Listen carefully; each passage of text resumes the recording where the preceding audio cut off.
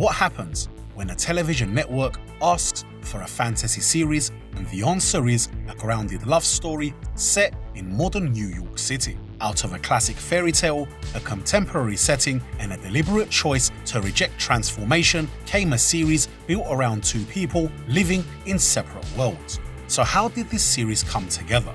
Let's find out. This is the history of Beauty and the Beast. The adventure. The idea for the show came from Ron Koslow. CBS approached him with a clear request. They wanted a television version of Beauty and the Beast, inspired by Jean Cocteau's 1946 movie. The network expected a romantic fantasy aimed mainly at women, built around a story people already knew. Koslow agreed with the emotional heart of the idea, but not the usual approach. He did not want castles, spells, or a moment where everything is magically resolved. He wanted the story placed in modern New York City and grounded in real people, real danger, and real consequences. CBS committed to the project, seeing potential in its romantic elements amid the success of earlier shows like Moonlighting. This enabled the production to move forward under Whit Thomas Productions, with Koslow serving as executive producer. The premise would center on two connected worlds. Catherine Chandler is a successful woman living on the surface, working within the justice system of New York City. Vincent is a man with the physical appearance of a beast who lives hidden beneath the city in an underground tunnel community. When Vincent rescues Catherine after a brutal attack, a bond forms between them. Their relationship forces both of them to move between these two worlds while keeping Vincent and the underground community hidden from the surface. The music for the series was handled by Lee Holdridge. He wrote the main theme and the dramatic score used throughout the series. Other composers contributed during the run, including Don Davis, William Ross, but the overall sound remained consistent.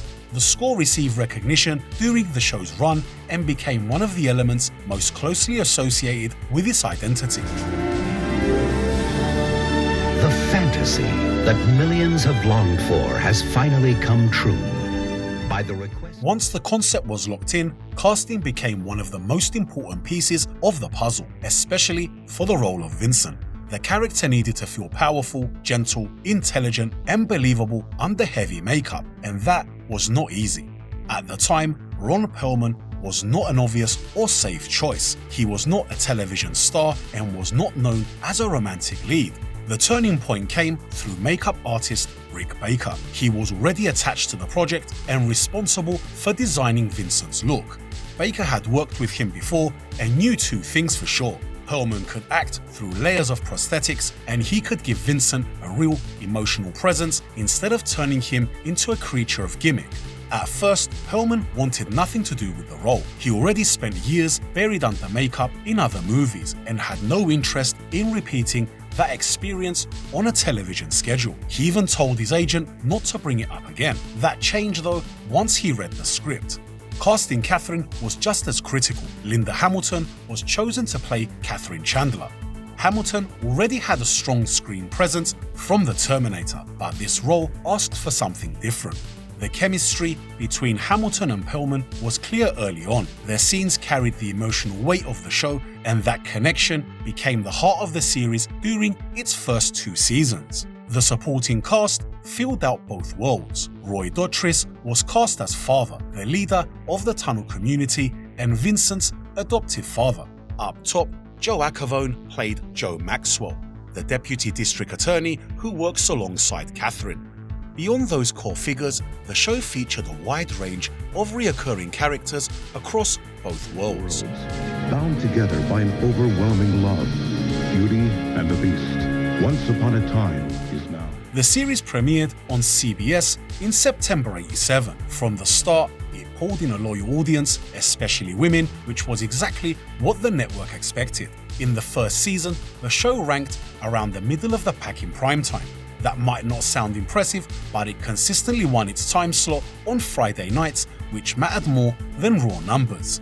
Viewers who found it tended to stick with it. Critics were mostly positive. Reviews pointed out that this was not a standard crime or fantasy show. The writing was described as smarter than average, and the tone was seen as emotional rather than flashy. Ron Perlman and Linda Hamilton was singled out often, especially for how believable their connection felt despite the fantasy setup. The series also gained attention for its mood and presentation. Some critics did find it slow, but others praised it for taking its time and trusting the audience. He gave me comfort. I felt fear, and he gave me courage. I saw ugliness. The biggest challenge on the show was Vincent's makeup. The makeup took around 4 hours to apply every single shooting day. Ron Perlman also had an allergic reaction to most prosthetic glues, which forced production to use a specific adhesive that was harder to work with and more expensive. That complication affected schedules and added pressure to already long shooting days. Behind the scenes, there were repeated conflicts between the writers and the network standards. Scripts were often challenged over tone, darkness, violence, and emotional weight. George Martin and other writers struggled with censorship limits, and material was regularly toned down after objections to political or emotional content. After the end of Season 2, fans launched a large letter-writing campaign to save the show, and that campaign is mainly the reason Season 3 happened at all. The biggest disruption came after Season 2. Linda Hamilton left the series because she was pregnant and really wanted to step away. Catherine Chandler's character was written out and killed off because Hamilton was not going to return, but that decision removed the emotional core of the series. The network quickly retooled Season 3 after Hamilton's exit. Joe Anderson was brought in as a replacement for Season 3, playing Diana Bennett. The casting change fundamentally altered the dynamic of the show and removed the central romance that had defined it over 2 seasons. The network also pressured the show to become more action-oriented in an attempt to attract male viewers. The episode count was cut from 22 to 12, and scheduling changes hurt ratings and consistency. The fans were angry, and they reacted strongly. They rejected Catherine's death and the shift away from the romance. In this city of night, in this city. By the time Season 3 aired, the show was already struggling. The loss of Catherine Chandler had damaged the core of the series, and the new direction failed to bring in new viewers while pushing away many of the existing ones. The show also suffered from network handling. It was moved around the schedule with different time slots that made it harder for audiences to follow. Those changes hurt ratings further and made the shortened final season feel disconnected from the earlier run. Although fan support had kept the show alive for long enough to reach a 3rd season, the combination of cast changes, a rushed creative reset, a reduced episode count, and an unstable scheduling left the series without a path forward. So CBS cancelled the show at the end of Season 3. Of millions, there are countless stories.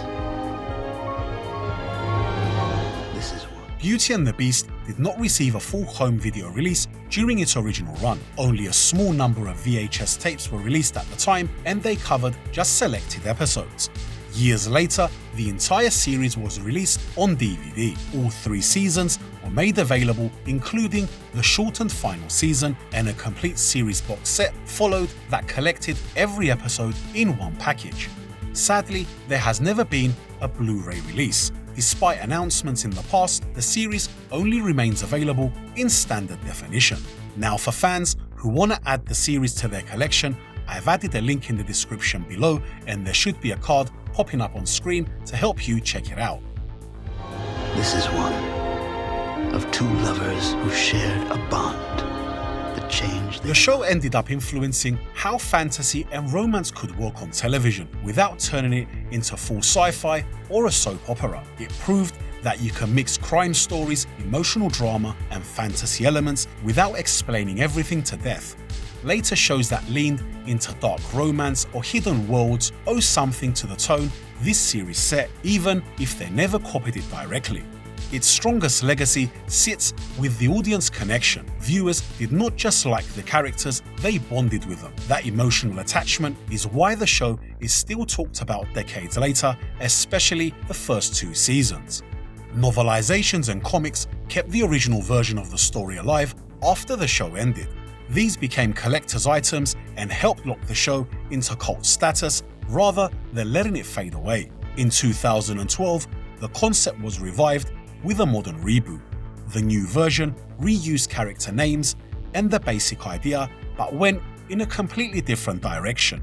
While it ran longer than the original, it never replaced it in mind or fan memory. If anything, the reboot pushed more people back to the original to see what made it so special in the first place. Her compassion opened my heart to a world. I remember really enjoying this series when I used to watch it with my mum. Now, Ron Perlman completely steals the show. Vincent wasn't just a character, he felt real. His intelligence, his compassion, the way he spoke.